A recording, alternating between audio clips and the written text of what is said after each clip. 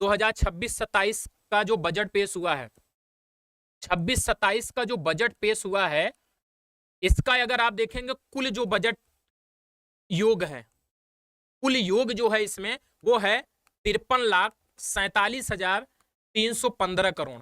इस बार का जो बजट पेश किया गया है, कितना किया गया है?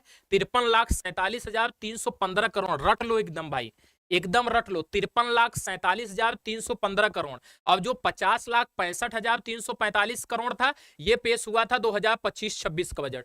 2025-26 का जो बजट पेश हुआ था वो 50,65,345 करोड़ हुआ था। इस बार 2026-27 का जो बजट पेश हुआ है 53,47,315 करोड़।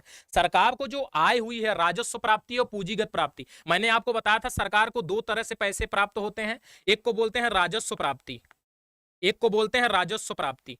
राजस्व प्राप्ति का मतलब ऐसी प्राप्ति होती है जिसके बदले में कुछ वापस नहीं करना पड़ता है, ठीक है, जिसके बदले में कुछ वापस नहीं करना पड़ता उसको राजस्व प्राप्ति बोलते हैं। और एक होता है पूंजीगत प्राप्ति, जिसके बदले में वापस करना पड़ता है। जैसे कर्ज आप लेते हो, जैसे अगर आप किसी व्यक्ति से उधार लेते हो, ऋण लेते हो, तो वो पूंजीगत प्राप्ति में आता है। किसमें आता है? पूंजीगत प्राप्ति में, क्योंकि उसमें पैसा वापस भी तो करना पड़ता है। लेकिन राजस्व प्राप्ति का मतलब होता है ऐसी प्राप्ति जिसके बदले में पैसा वापस न करना पड़े। जैसे आप लोग अपने पापा से पैसा लेते हो, ठीक है, आप लोग अपने पापा से जो पैसा लेते हो इसके बदले में आपको वापस नहीं करना पड़ता, वापस नहीं करना पड़ता। तो हम लोग देखेंगे 53,47,315 करोड़ रुपए जो आया है, 315 करोड़ रुपए आया, इसमें से राजस्व प्राप्ति कितनी है? तो आप इसमें याद रखना 35.3 लाख करोड़, ठीक है। तो मोटा मोटा आप समझ लेना 35 लाख करोड़ रुपए कहां से आया है? राजस्व प्राप्ति से आया है। 35 लाख करोड़ कहां से आया है?